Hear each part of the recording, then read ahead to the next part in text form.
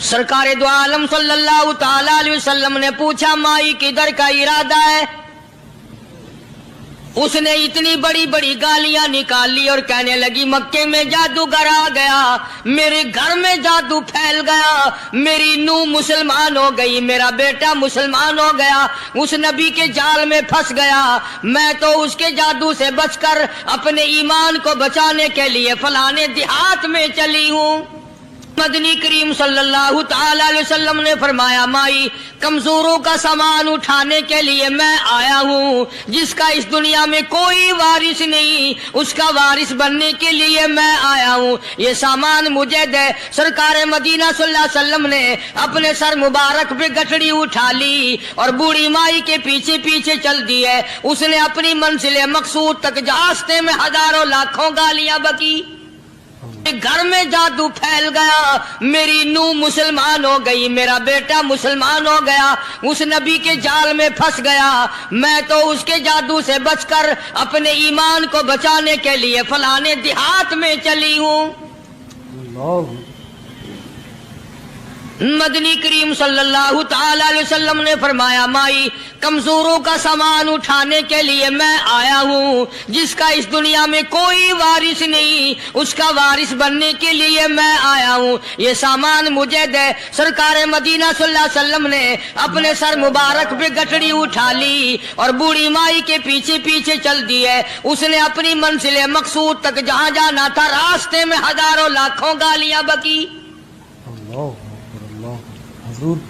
میرے گھر کا بیڑا غرق کر دیا، میرے گھر میں دین نیا پھیلا دیا، جادو پھیلا دیا، نئی نئی چیزیں آ گئی، پرانا دین ختم کر دیا، میرے گھر کی رسوائی ہو گئی، میں اپنا ایمان بچانے کے لیے آئی ہوں۔ جہاں بڑھیا مائی نے جانا تھا منزل مقصود پہ پہنچ گئی، ٹھکانے پہ پہنچ گئی، سامان نیچے اتروا کر حضور کو پلہ پھیلا کر جھولی پھیلا کے دعائیں دینے لگی اور کہنے لگی او میرے بیٹا جیسے اس جادوگر سے میں بچ کے آ گئی ہوں، جیسے اس دین نئے پھیلانے والے سے میں بچ کر آ گئی ہوں، میرا دین بچ گیا، میرا ایمان بچ گیا، میری دعا ہے اللہ کرے تو بھی بچ جائے۔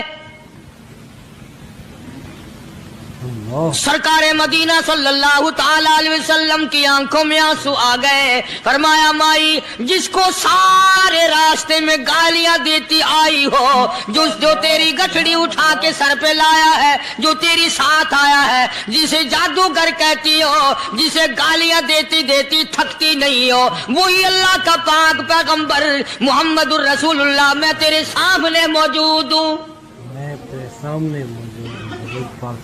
اٹھ کھڑی ہوئی، حضرت کے قدموں پہ گر پڑی اور کہنے لگی اگر تو وہ نبی ہے تو میں اشہد اللہ الہ الا اللہ و اشہد ان محمد الرسول اللہ۔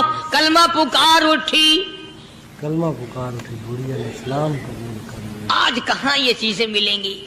اور اگر آپ لوگ تلاش بھی کرتے ہیں تو صرف مولویوں کے لیے، جی اخلاق مولویوں کے اندر ہونا چاہیے، کردار مولویوں کے اندر ہونا چاہیے، پاک دامنی مولویوں کے اندر ہونی چاہیے، سچائی اور سچ بولنا صرف مولویوں کے لیے ہونا چاہیے، باقی لوگ سارے لانتی ہو کے مرنے چاہیے جھوٹ بول بول کے۔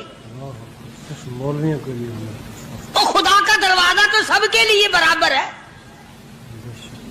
یہ تمہیں کس نے تعلیم دی کہ سچ بولے تو مولوی، اور حلال کھائے تو مولوی، اور پاک دامن رہے تو مولوی، زنا سے بچے تو مولوی، قتل سے بچے، تمہارے لیے سب کچھ جائز ہے۔ یہ ایک ذہن ہے پوری دنیا کے مسلمانوں کا کہ جی ہم تو عوام ہیں، ہمارا کیا ہے۔ مدنی کریم صلی اللہ علیہ وسلم کا دین بادشاہ کے لیے، وزیر کے لیے، پیر اور فقیر کے لیے، ایک مزدور اور ایک عام آدمی کے لیے، سب کے لیے اللہ کا دین برابر ہے۔ اس میں کسی کی لحاظ نہیں کہ بھئی اس کا تو یوں کر دیا جائے چلو کوئی بات نہیں، وہاں کوئی بات نہیں تو مسئلہ ہی نہیں۔ جتنے سانس لے رہے ہو، جتنے بھی سانس آ جا رہے ہیں، تمام ایک ایک سانس کا حساب و کتاب ہوگا۔ اسی لیے تو بزرگ فرماتے ہیں کہ ہر وقت اور ہر لمحہ موت کو اپنے سامنے رکھو، تیاری رکھو ہر وقت، جب بلاوا آئے کہ میں جی تیار۔ والوں نے یہی تو تربیت کی. تم اللہ والوں کے قریب نہیں جاتے, فنکاروں اور ٹھگوں کے قریب جاتے ہو, نیک بندوں کے قریب بیٹھنا پسند نہیں کرتے. کیوں؟ اس لیے کہ نہ وہ تمہاری خوشامد کرے گا نہ تمہارا وہاں جی لگے گا.